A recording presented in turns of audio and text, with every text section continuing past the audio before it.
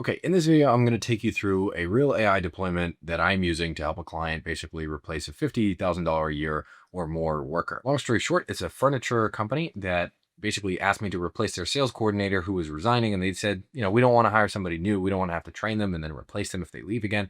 And so we want to replace it with an AI employee. And so that's basically a real project that we've been building over the past about 2 months. And I thought I'd take you through that today. I'm going to take you literally step by step how this whole interaction happened, how I got the lead, how we started in the project, and how we're going about doing it, and kind of what are the results so far. To cut a long story short, how we got them was through an event. I ran an event back in March where I basically hosted something about how to use agents in business here in Singapore, and it got a decent amount of interest organically. And this particular business owner was kind of a friend of a friend. He had offered us his space to host the event, which was very kind of him. And so in exchange for that, I offered basically to do a pilot project with him free of charge for the initial kind of 30 to 40-day period. During that period, I went out to his office and I started engaging his team in weekly sessions where we sat down and started flowcharting what the sales coordinator role really entails. So usually we tend to think about employees, right, as having one job, but one job usually comprises of different workflows. So for example, as a sales coordinator, you might have one workflow, which is telling the purchasing team about things. You might have another workflow, which is, to handle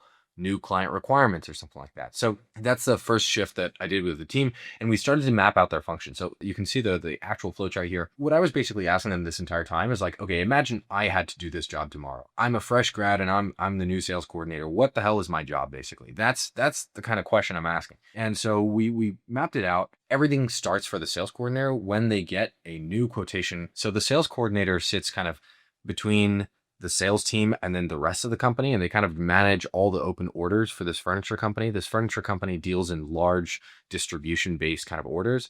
So a new hospital is going to tell them, hey, we have a building that we need to furnish. Can you get us a bunch of furniture? Or a new office opens up and they say, hey, we want furniture for the entire office. That's the kind of quotes that you're talking about here. You can pause the video to read the flowchart if you like yourself. This is one of the early versions of the flowchart, but it has the same details that we need for the sake of this video. Once we have this flowchart, basically from there, we were like, okay, let's start building this agent. We deployed a custom version of OpenClaw with a couple things on top. Namely, one of those custom things is kind of a WhatsApp gateway that uses Twilio, so it has its own number and it can kind of text with different people, and it's just a slightly cleaner experience. But you'll see one of the quick problems that we run into if we look at the flowchart is keeping track of these different orders and quotes and all this stuff.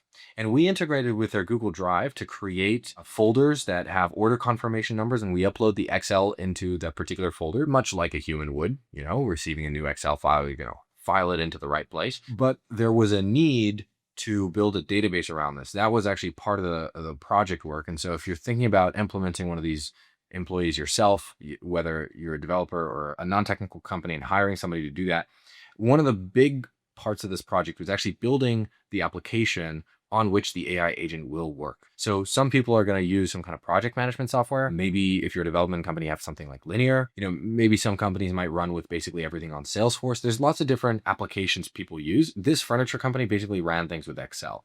And so the AI agent needs to be able to track everything. And so we actually had to build a database for the AI agent to track all the different open orders. And so running into this issue of needing to create a database to track things, we also needed a dashboard where the client's team could actually check what orders are there and so forth, right? So previously there's like Excel sheets kind of flying all over the place. An AI agent updating Excel sheets constantly is not as reliable as having a database with the right rules. So we built this. To be honest, with the AI powered coding that you have available to basically everybody nowadays, it's not that complicated to create simple applications like this to track different things. So it wasn't a massive increase in scope, but it was definitely something I didn't realize there would be a huge need for this. And I have realized now in kind of any implementations that we discuss with more clients about this, some sort of database or source of truth is very, very important. And most companies do not have this well established or in place when they're in kind of the small and medium business sizes, right? So this furniture company does north of $10 million a year, but they still run on a lot of manual stuff and just the team knows how to do it. That information that lives in the team's head was my work to extract and my work to structure it into some sort of source of truth that is always consistent and has like rules that, for example, you cannot create an order confirmation without creating a Google Drive file as well. Like this is a hard-coded rule. You cannot create a new order in the database without the Google Drive file. Things like that have to be enforced for AI agents to be effective, because otherwise you get a really messy agent that like screws tasks up and so forth.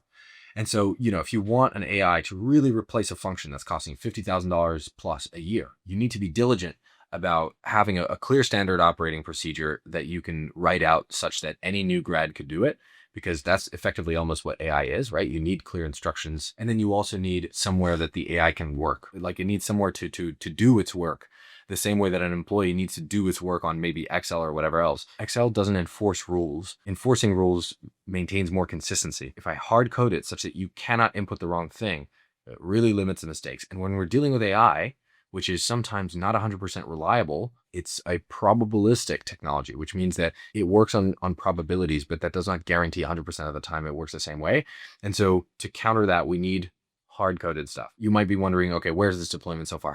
What are the results? I believe the sales coordinator is leaving in 1 or 2 weeks. I don't have the exact timelines on this, but we've definitely isolated like at least one clear workflow and eliminated that from the basically the needs of the team. And I will say now there's a whole other challenge of basically change management, which is training the team to use this new tool, to use this new dashboard that they weren't used to using before. That is also a big part of the work to implement these projects. I have this like AI agent iceberg that I've kind of drawn up in my head, which is like you have the AI agent on top, which is what you're selling and what people want. But underneath of that, there are 3 core components, which is like a clear standard operating procedure, structured data / a source of truth, and some level of change management if you're going to implement this into a team, which is you need the team to adopt this. And so I do these weekly sessions now, which are really effectively to teach the team how to use this tool, how to use it effectively, answering their questions about it. It's what I spend my time doing. You can take this process and apply it to basically any function that you've got reasonably well defined. I think this works especially for more junior functions, right? So people who are in more assisting roles, if you have a virtual assistant to do it, AI can probably do it. Like, I think that's really where you're going to get the fastest return on investment for AI projects. And it's, as a developer, it's where I would go to pitch. Is I would look at job openings and things like that and see what are people hiring for and say, can we make that for less than that salary that they're offering and save this company a bunch of money, for example? But there's definitely a lot of underlying work that goes with this agent build. The steps are definitely there. You just have to be diligent in applying them. And you can absolutely apply this to your own company and start automating different functions that you might have in the company and freeing up employee time to go do on higher leverage, to go do more things, perhaps focusing on growing the business and becoming more efficient with your use of employees, right? Avoiding the manual labor that they're losing time on things that they don't need to be, really losing time on. Anyway, I know this walkthrough was quite brief, but it's a high level end-to-end overview of what we've deployed for this client. And I think a lot of companies and AI practitioners could learn from this deployment that we've had. I mean, AI agents are extremely new, so we're all kind of figuring out how to do it. And I think this project has been very, very interesting for us and a great case study as well. So I thought I'd share a little bit more on it. Anyway, thank you so much for watching. I hope you found it useful. And if you have any questions about AI agents or deployments and so forth, I'd love to hear them in the comments and make you a video. With that said, thanks again, and hopefully I'll see you in the next one.